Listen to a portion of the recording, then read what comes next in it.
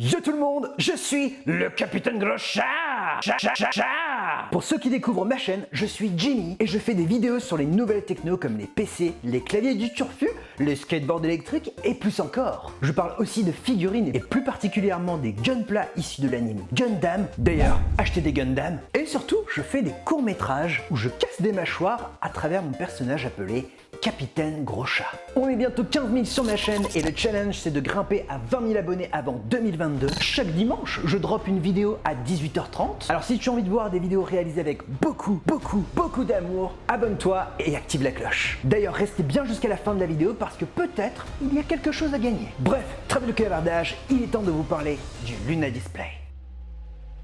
L'iPad Pro est un outil que j'utilise tous les jours pour écrire mes idées de vidéos, pour dessiner ou pour faire mes storyboards quand j'ai une idée de court-métrage. J'aime aussi faire de la musique avec mon iPad, couper des pommes, et par-dessus tout, c'est un outil incroyable que j'utilise tout autant que mon Shaminator. Par contre, le seul truc qui manque à cette tablette, c'est une fonction pour l'utiliser en moniteur secondaire avec mon PC. Que tu sois streamer, designer, développeur ou autre, tu connais le potentiel du double écran ou plus. Certains sont sur un format dual screen, triple screen, ultra wide, voire dual ultra wide. Et t'as aussi des personnes en mode tour de contrôle de la NASA. Bref, il y a 2 ans, j'ai financé un projet sur Kickstarter et son nom, c'est le Luna Display. L'outil permet tout simplement de convertir un iPad en moniteur secondaire pour son ordinateur, que ce soit un Mac ou un PC, avec bien entendu des features schoolos, histoire de s'embourgeoiser encore plus. Depuis ce jour, mon iPad Pro est devenu le meilleur ami de mon Shaminator et de mon écran ultra wide. Ça me permet maintenant de gérer mes streaming Twitch avec OBS, ça me permet aussi d'avoir un aperçu d'excellente qualité de mes productions vidéo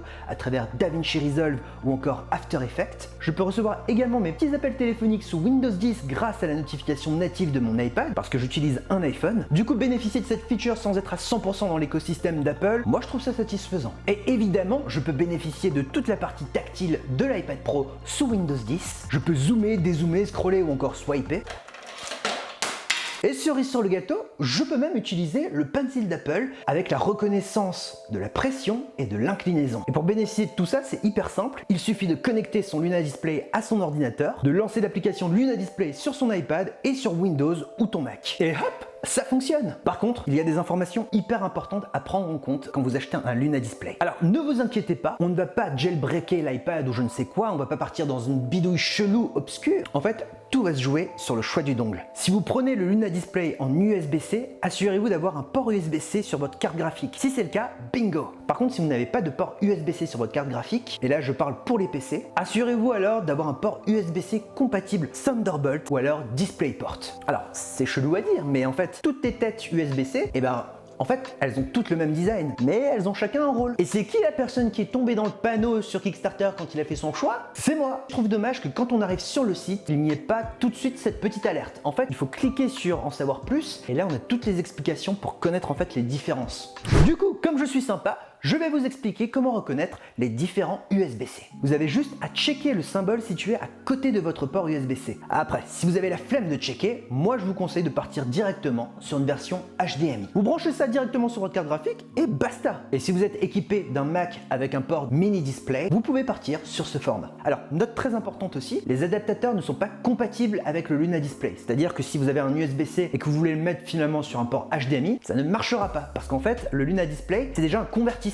Et convertir un convertisseur, il aime pas trop ça. Concernant votre iPad ou votre OS, vous vous en doutez, il faut une version minimum. Alors rassurez-vous, vous n'avez pas forcément besoin du dernier iPad Pro. Un iPad Air ou un iPad mini fonctionne aussi. Pareil, vous n'avez pas forcément besoin de Windows 11. Sur Windows 10, ça fonctionne largement. En gros, si ça respecte ce que je vous présente sur votre écran, c'est bingo. D'ailleurs, pour les utilisateurs de Mac mini, ils ont un mode assez sympa qui s'appelle Headless. En gros, ça permet de transformer ton iPad en moniteur principal pour ton Mac mini. Alors, je n'ai pas pu tester parce que je n'ai pas de Mac mini avec moi, car comme vous l'avez vu, je suis sur PC, mais je trouve l'idée cool. Imagine t'es un possesseur d'iPad avec un Mac mini et que tu dois te rendre par exemple à Arnaque-la-Poste dans la Haute-Vienne pour une mission professionnelle. T'as pas forcément envie de t'acheter un MacBook Pro ou un PC portable car ça coûte masse de thunes. Et ben là, avec le Headless Mode, c'est bingo. Il faudra cependant au départ configurer ton Luna Display avec un vrai écran, histoire de le configurer en mode Headless Mode pour ton iPad Pro. Cette action, tu la feras qu'une seule fois et après, Vamos! Ton iPad sera reconnu automatiquement avec ton Mac mini quand tu l'allumeras. Concernant l'affichage et la réactivité, dans mon cas, l'iPad Pro 12,9 pouces tourne avec une résolution de 2732 x 2048, qui est en fait la résolution native de l'iPad, aussi appelée Retina.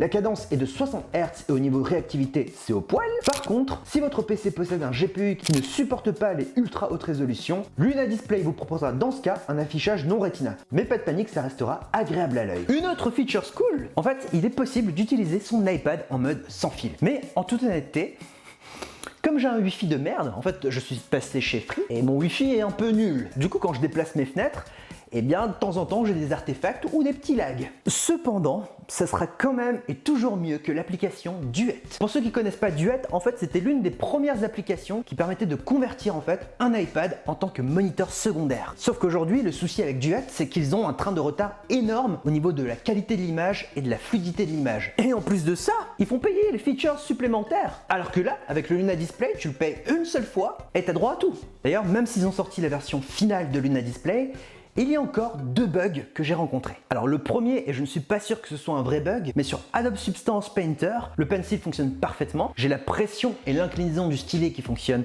à merveille. Par contre, zoomer, dézoomer, pivoter, ça ne marche pas. Et bah du coup, pour pallier au problème, eh bien j'utilise mon clavier et le stylet pour faire pivoter en fait mon objet 3D. Après, je vous rassure, c'est la seule application où ça a merdé. Photoshop, Illustrator & Co, ça ne bronche pas, ça fonctionne du tonnerre. Par contre, l'autre problème un tout petit peu plus embêtant, c'est le mode portrait qui ne fonctionne pas pour le moment. Je sais que dans ma communauté, il y a des streamers ou des développeurs et je sais que vous adorez mettre l'écran à la verticale pour lire le chat ou pour lire votre ligne de code. Sauf que là, bah ça ne marche pas. Alors rassurez-vous, c'est dans la roadmap d'Astropad. En tout cas, on croise les doigts.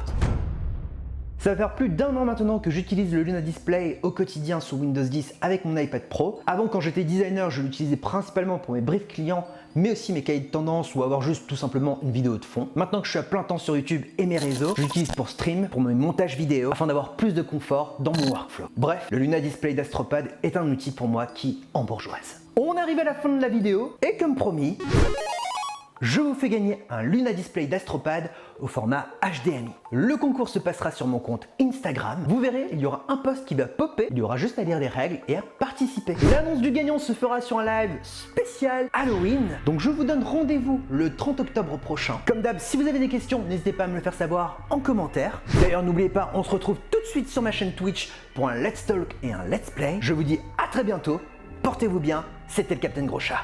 Bisous!